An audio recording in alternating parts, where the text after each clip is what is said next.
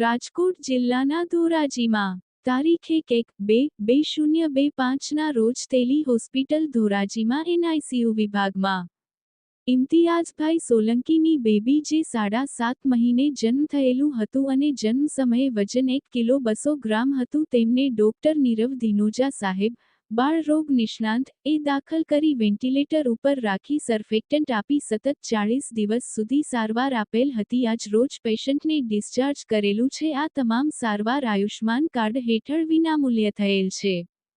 અત્યાર સુધી અધૂરા મહિને જન્મેલા ઓછા વજનવાળા બાળકોને સારવાર માટે રાજકોટ રેફર કરી દેવામાં આવતા હતા, પરંતુ હવેથી આ સારવાર તેલી હોસ્પિટલ ધોરાજીમાં ઉપલબ્ધ છે. ઇમ્તિયાઝભાઈ સોલંકી તેમની દીકરી રજા આપતા પરિવારમાં ખુશી માહોલ જોવા મળી હતો. આ તકે તેલી હોસ્પિટલના ડોક્ટરનો, મેડિકલ ઓફિસર અને સ્ટાફનો ઇમ્તિયાઝભાઈ સોલંકી પરિવારજનોએ આભાર માન્યો હતો.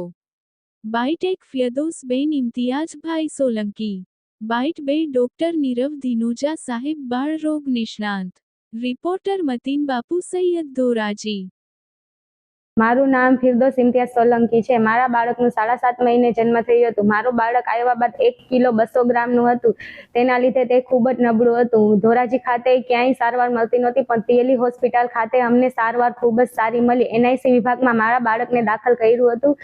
11-2-2025ના મારા બાળકને દાખલ કરેલ હતું. આજે 24-3-2025ના મારા બાળકને રજા કરેલ છે. તેલી હોસ્પિટલ અને અહીંયાના ડોક્ટર નીરવ સર, દિનોજા સર અને ડોક્ટર જુનેદ સર.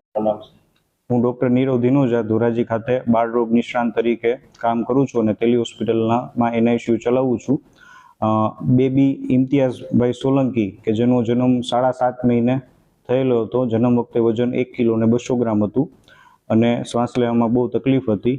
એને અમે તારીખ 11-2ના રોજ તેલી હોસ્પિટલમાં એડમિટ કર્યું હતું અને વેન્ટિલેટર અને સર્ફેક્ટન્ટ થેરાપી આપેલા હતા.